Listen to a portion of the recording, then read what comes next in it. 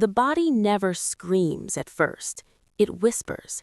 A subtle loss of fullness, a delay where response used to be instant, a sense that something once reliable now requires effort, timing, concentration, negotiation.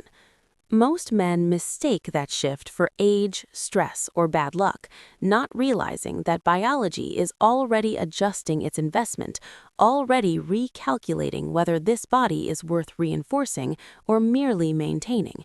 And that quiet recalculation is where everything begins, if you are paying attention. Hello, gentlemen.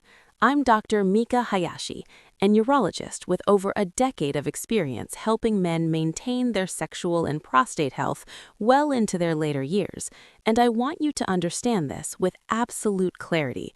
Your sexual performance, size, firmness, and confidence are not cosmetic traits, they are biological outcomes, and biology never changes randomly. It changes in response to signals, and every habit you repeat is a signal your body learns to obey.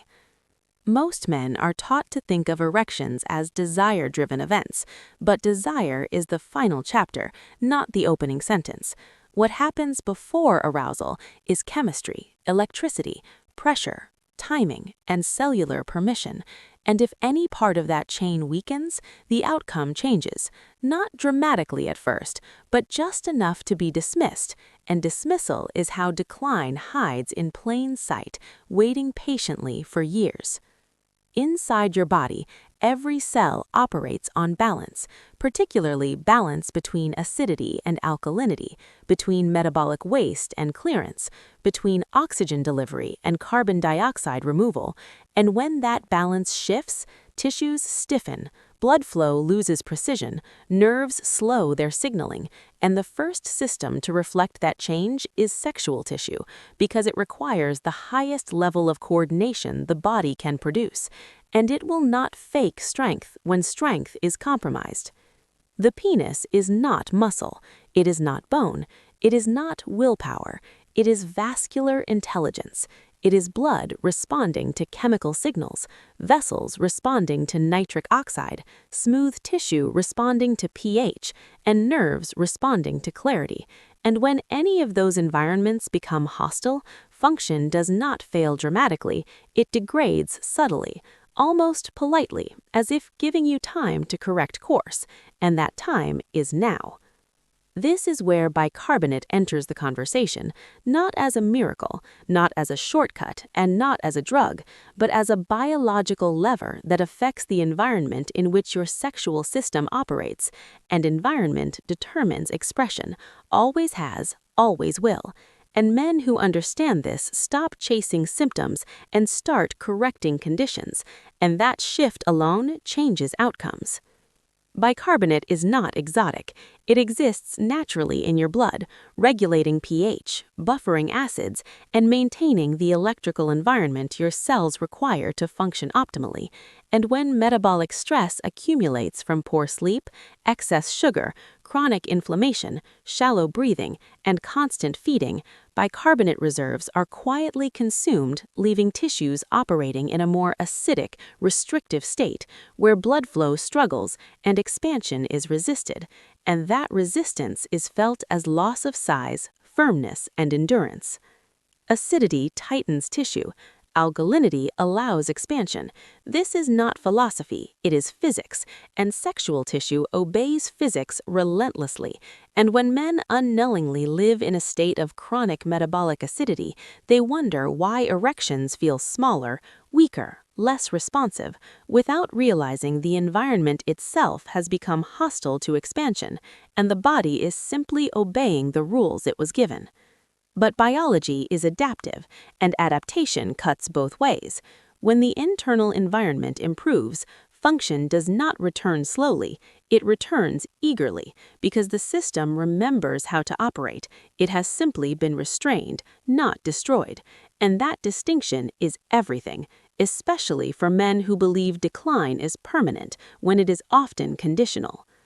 Testosterone plays a silent role here, not just as a hormone, but as a messenger that amplifies tissue sensitivity, blood vessel responsiveness, and nitric oxide signaling, And testosterone itself is influenced by pH, insulin sensitivity, sleep depth, and mitochondrial efficiency, meaning that when metabolic stress lowers bicarbonate availability, testosterone's signal weakens, not because production vanishes, but because reception is impaired, like a radio signal trying to pass through static.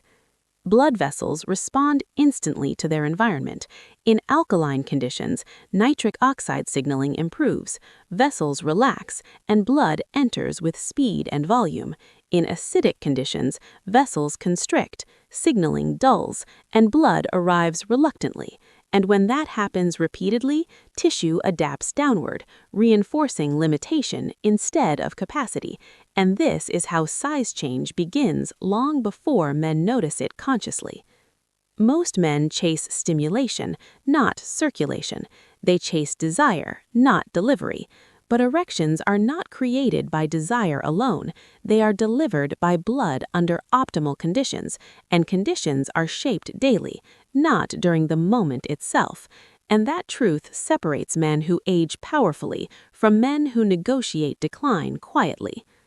Bicarbonate does not create erections, it removes resistance, and removing resistance allows the body to express what it already knows how to do, if you give it permission, and permission in biology is always chemical before it is psychological, and men who grasp this stop blaming themselves and start correcting the terrain. But misuse creates confusion. Timing matters. Context matters. The body is not a bucket you pour substances into randomly. It is a rhythm-driven system that responds differently depending on fasting state, insulin levels, activity, and stress load. And when bicarbonate is used improperly, it does nothing, or worse, masks deeper dysfunction without correcting it. And masking is how men delay recovery while believing they are optimizing. The men who see real changes are not reckless. They are precise. They understand that bicarbonate interacts with breath, with movement, with circulation, and with recovery, and when aligned correctly, it improves blood volume dynamics, oxygen delivery, and tissue responsiveness, creating conditions where size and firmness return not through force, but through compliance, and compliance is the hallmark of healthy tissue. This is why some men report shocking changes, while others report nothing at all. The difference is not genetics, it is context. Biology responds to patterns, not isolated acts, and men who create the right patterns see outcomes that feel sudden only because the groundwork was invisible, and invisibility is how real biological shifts operate until they cross a threshold you can feel. What most men do not realize is that size is not only structural, it is functional. When blood arrives fully, tissues expand to their genetic limit. When blood arrives partially, tissues adapt to limitation, and over time, limitation becomes the new normal, unless interrupted deliberately, and interruption requires understanding, not hope.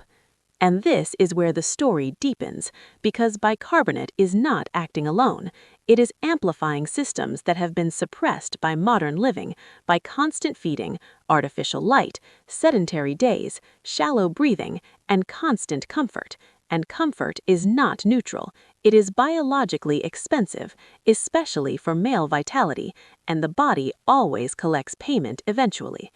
What you are about to understand is not how to take something, but how to signal something, how to tell your body that conditions have changed, that strength is required again, that investment is justified again, and when the body receives that message clearly, it responds with speed that surprises men who believed they were past their prime, and that belief dissolves faster than it formed. Because decline is not a switch, it is a slope. And slopes can be climbed when you understand where your footing failed. And this is only the beginning of what your body has been trying to tell you. What most men never consider is that the body decides how much blood it is willing to move long before arousal ever enters the picture. Because blood flow is expensive, metabolically demanding, and tightly regulated, and the body will not waste resources on tissue it does not believe will be used or protected, and belief in biology is formed through repetition, not intention. Every time you eat, your chemistry shifts. Insulin rises, acidity increases, blood is diverted toward digestion, nitric oxide signaling quiets, vessels tighten slightly, not enough to alarm you, but enough to teach the system that expansion is not a priority right now. And when this state becomes constant through frequent feeding and poor metabolic flexibility, the body adapts to restriction as a default, not a temporary phase. This is why timing matters more than substance. Bicarbonate taken into a fed, insulin-heavy, stressed system has little effect because the body is already choosing contraction over expansion, storage over circulation, survival over performance. And no compound overrides a dominant signal, not even one that supports buffering and alkalinity. But when the body enters a fasted or low insulin state, chemistry changes. Blood becomes more available, pH stabilizes, carbon dioxide tolerance improves, vessels become receptive again, and in that receptive state, bicarbonate does not fight the system, it supports it, reinforcing a direction the body has already chosen. And reinforcement is how signals become commands. Breathing plays a role here that is almost criminally overlooked. Shallow breathing traps carbon dioxide incorrectly. Deep, controlled breathing improves oxygen delivery and pH balance. Carbon dioxide is not waste, it is a regulator of blood flow, and when CO2 tolerance improves, vessels relax more fully, allowing blood to penetrate deeper into tissue, expanding what was once limited. And this is why men who unconsciously breathe better often maintain size and firmness longer without ever knowing why. Bicarbonate interacts with this system indirectly, supporting buffering capacity so that metabolic acids do not blunt nitric oxide signaling. And when nitric oxide flows freely, blood does not rush. It arrives smoothly, filling tissue evenly instead of surging partially and retreating. And smooth filling is what creates fullness, not pressure alone. This is where many men misinterpret the experience. They expect force, they expect intensity, but healthy expansion feels calm, controlled, confident. The tissue does not strain, it yields, and yielding is a sign of health, not weakness. And men who feel this difference understand immediately that something fundamental has shifted, even if they cannot yet name it. The nervous system is always watching. It decides whether arousal is safe, whether expansion is sustainable, whether confidence is warranted. When chemistry improves, when blood flow becomes reliable again, the nervous system relaxes its grip, allowing arousal to rise without interference. And this is where men often report not just physical change, but psychological change, a return of quiet confidence that feels older than memory. Testosterone amplifies this entire process, not by brute force, but by sensitivity. Testosterone increases receptor responsiveness, improves nitric oxide availability, and enhances vascular elasticity. But testosterone itself is rhythm-dependent, released in pulses that depend on sleep depth, circadian alignment, and metabolic health. And when those rhythms are restored, even partially, the effect compounds. This is why men who combine improved timing, metabolic awareness, breathing control, and buffering support often experience changes that feel disproportionate to effort because they are no longer fighting biology, they are cooperating with it. And cooperation accelerates adaptation faster than force ever could. The body is conservative. It does not expand tissue unless expansion is regularly demanded and safely supported. When blood flow improves repeatedly, when expansion occurs without damage or inflammation, the tissue adapts upward, reinforcing capacity rather than restriction. And this adaptation is gradual but cumulative, and men mistake the gradual buildup for sudden change because the final threshold is noticeable. Size, in this context, is not about adding something new. It is about reclaiming what was always available but withheld. And what was withheld was not stolen by age, it was surrendered to chemistry. This is also why chronic inflammation quietly erodes sexual capacity. Inflammation stiffens vessels, interferes with nitric oxide, and consumes buffering reserves, leaving tissue less responsive and more resistant to expansion. And men who live inflamed lives wonder why stimulation no longer produces the same response, without realizing the environment has changed, not the equipment. When inflammation lowers, responsiveness returns. When responsiveness returns, confidence follows. And confidence itself feeds the loop, reinforcing neural pathways that expect success instead of hesitation. And expectation is a biological force the brain takes very seriously. The mistake many men make is treating this as a trick rather than a correction. They look for shortcuts, extreme doses, reckless experimentation, not realizing that biology punishes impatience, not ignorance. And the men who benefit most are the ones who approach this with respect, precision, and restraint. Bicarbonate is not taken to override the body. It is used to support a window where the body is already inclined toward repair and expansion. That window is created through fasting, movement, breathing, light exposure, and rest.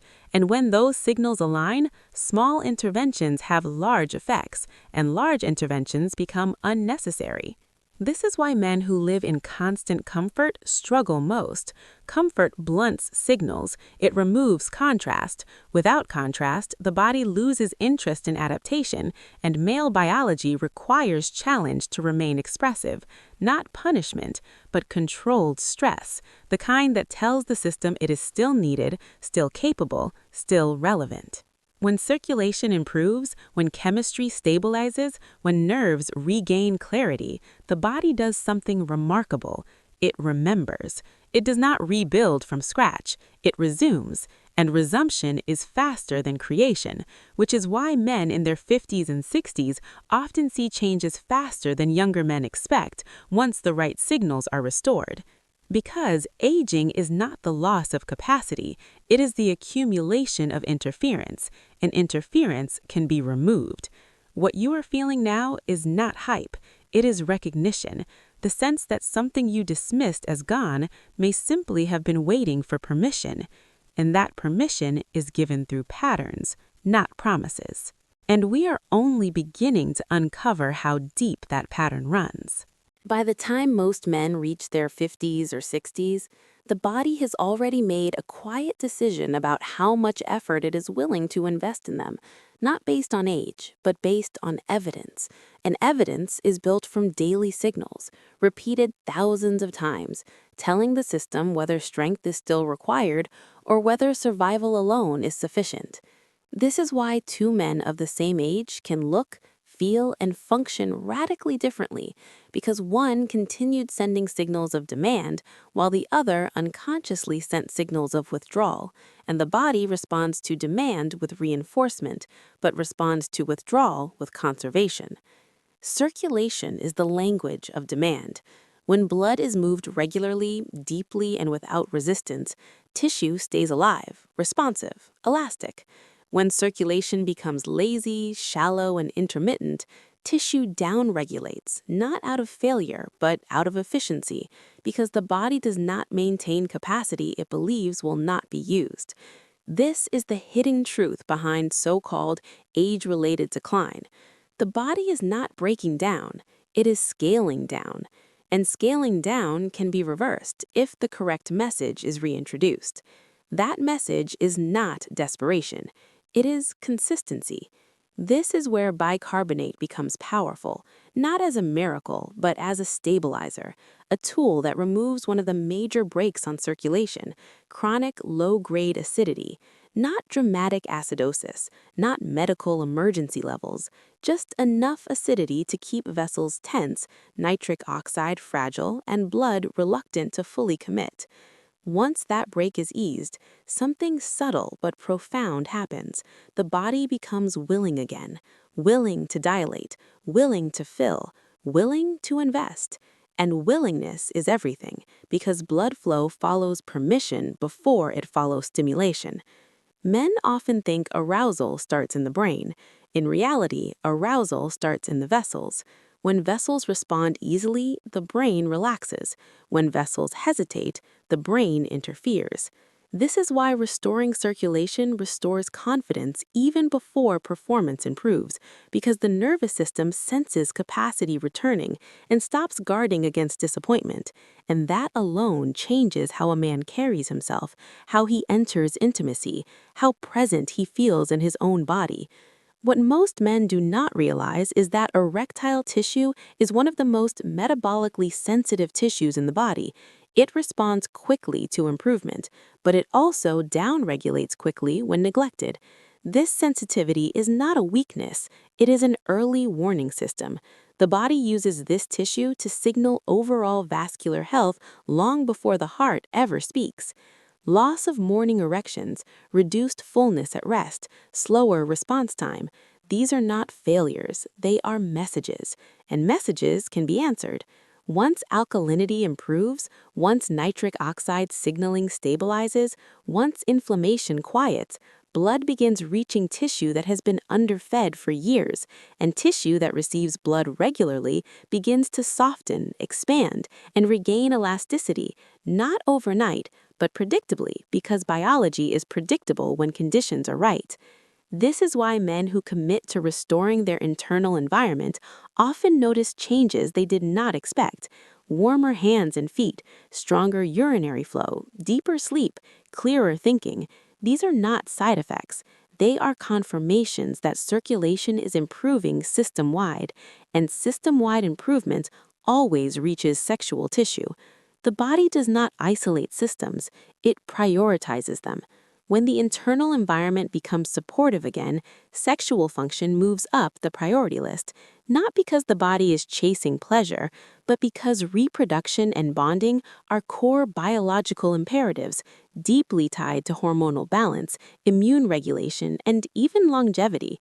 Men who restore this function often report something deeper than physical improvement. They report relief.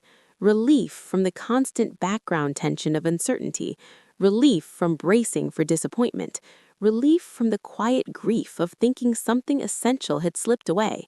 That relief changes behavior, behavior changes signals, signals change biology, and this is where momentum begins.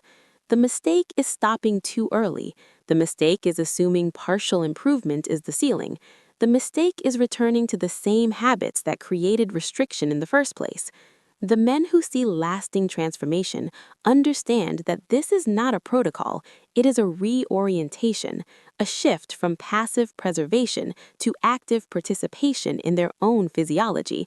They stop outsourcing responsibility to age, genetics, or pills alone, and instead treat their internal environment as something they steward daily. This does not require obsession. It requires awareness.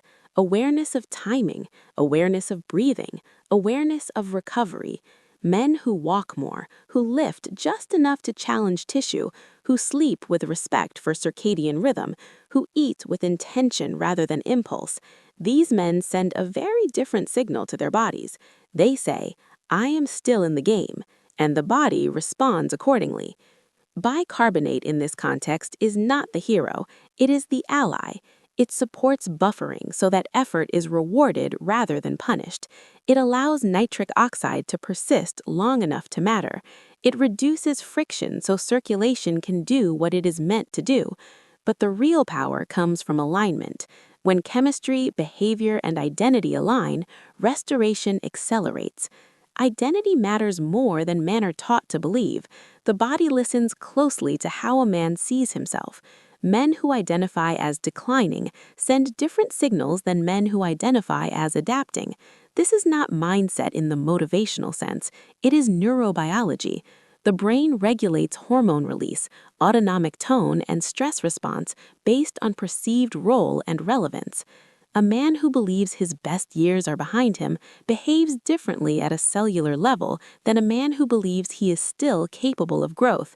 And growth, even in later decades, is biologically supported when conditions allow. This is why men in their 60s can regain function they lost in their 40s, not because time reversed, but because interference was removed. Nothing here violates biology. Nothing here defies age. It simply respects how the body actually works. You are not restoring youth. You are restoring access. Access to circulation, access to responsiveness, access to confidence. And confidence, once restored, reinforces everything else. So if you're listening to this and recognizing yourself, the hesitation, the reduced fullness, the inconsistency, understand this clearly. What you are experiencing is not a verdict. It is feedback. Feedback that your internal environment has shifted. And environments can be corrected. The body does not punish men for aging. It responds to signals. Change the signals and the response follows. That is not hope. That is physiology. And physiology, when respected, is remarkably forgiving. This is not about chasing size for vanity.